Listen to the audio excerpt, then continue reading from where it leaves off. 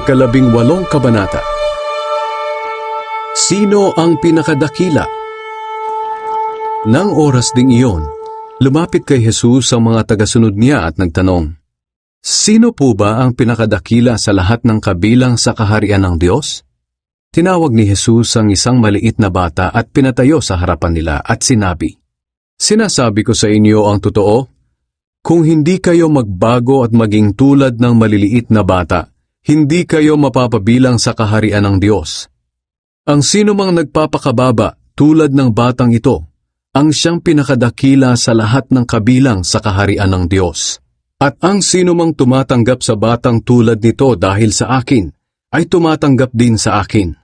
Ngunit ang sino mang magiging dahilan ng pagkakasala ng maliliit na batang ito na sumasampalataya sa akin, ay mabuti pang talian sa leeg ng gilingang bato at itapon sa pusod ng dagat."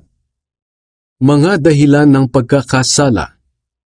Nakakaawa ang mga tao sa mundong ito dahil sa mga bagay na naging dahilan ng kanilang pagkakasala. Kung sa bagay, dumarating naman talaga ang mga ito, ngunit mas nakakaawa ang taong nagiging dahilan ng pagkakasala ng kanyang kapwa. Kaya nga, kung ang kamay o paa mo ang dahilan ng iyong pagkakasala, putulin mo ito at itapon. Mas mabuti pang isa lang ang kamay o paa mo, pero may buhay na walang hanggan ka, kaysa sa dalawa ang kamay o paa mo, pero itatapon ka naman sa walang hanggang apoy. At kung ang mata mo ang dahilan ng iyong pagkakasala, dukitin mo ito at itapon. Mas mabuti pang isa lang ang mata mo, pero may buhay na walang hanggan ka, kaysa sa dalawa nga ang mata mo, pero itatapon ka naman sa apoy ng impyerno. Ang nawawalang tupa. Tiyakin ninyo na hindi nyo hahamakin ang kahit isa sa maliliit na batang ito. Dahil tandaan nyo, ang mga anghel na nagbabantay sa kanila ay laging nasa harapan ng aking Ama sa langit. Sapagkat ako na anak ng tao ay naparito sa mundo upang iligtas ang mga nawawala. Ano sa palagay ninyo ang gagawin ng taong may 100 tupa kung mawala ang isa? Hindi ba't iiwan niya ang 99 sa burol, hanapin ang nawawala? At kapag nakita na niya ang nawalang tupa, mas matutuwa pa siya rito, kaysa sa 99 na hindi nawala. Ganito rin naman ang nararamdaman ng inyong Amang nasa langit. Ayaw niyang mawala ang kahit isa sa maliliit na batang ito. Kung magkasala ang isang kapatid. Kung magkasala sa iyo ang iyong kapatid, puntahan mo siya at kausapin ng sarilinan. Pagsabihan mo siya tungkol sa ginawa niya. Kung makikinig siya sa iyo, magkakaayos kayong muli at mapapanumbalik mo siya sa Diyos. Pero kung ayaw niyang makinig sa iyo, magsama ka ng 1 o 2 pang kapatid sa pananampalataya, para ang lahat ng pag-uusapan ninyo ay mapapatotohanan ng 2 o 3 saksi, ayon sa kasulatan. Kung ayaw niyang makinig sa kanila, ipaalam ito sa iglesia. At kung pati sa iglesia ay ayaw niyang makinig, ituring ninyo siya bilang isang taong hindi kumikilala sa Diyos o isang maniningil ng buwis. Kapangyarihang magbawal at magpahintulot. Sinasabi ko sa inyo ang totoo, anuman ang ipagbawal ninyo sa lupa ay ipagbabawal din sa langit. At anuman ang ipahintulot ninyo sa lupa ay ipapahintulot din sa langit. Sinasabi ko rin sa inyo na kung magkasundo ang 2 sa inyo rito sa mundo, nangin ang anumang bagay, ipagkakaloob ito ng aking Amang nasa langit. Sapagkat kung saan may 2 o 3 nagkakatipon dahil sa akin, kasama nila ako.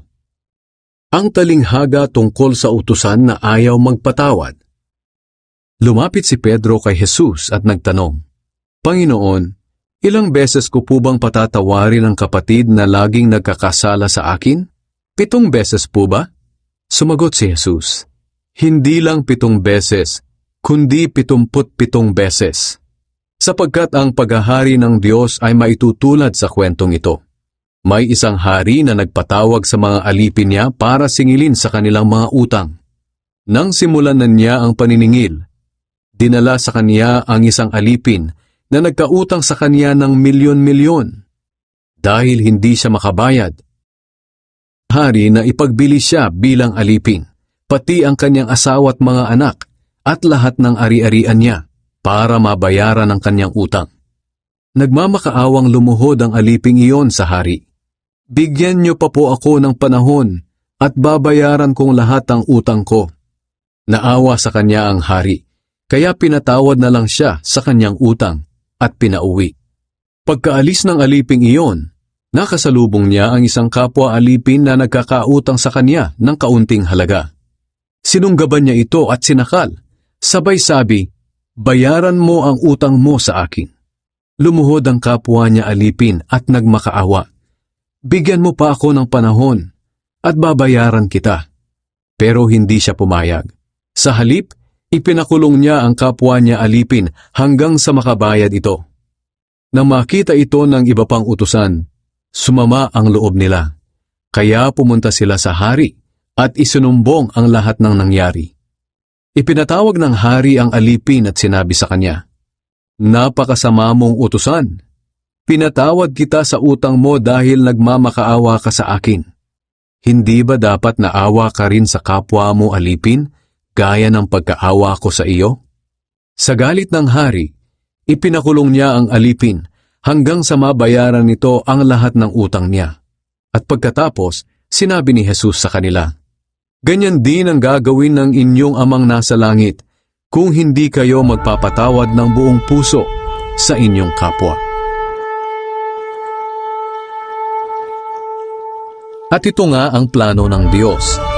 Nasa pamamagitan ng magandang balita, ang mga hindi Hudyo ay tatanggap ng mga pangako ng Diyos kasama ng mga Hudyo at magiging bahagi rin sila ng iisang katawan dahil sa pakikipag-isa nila kay Kristo Jesus.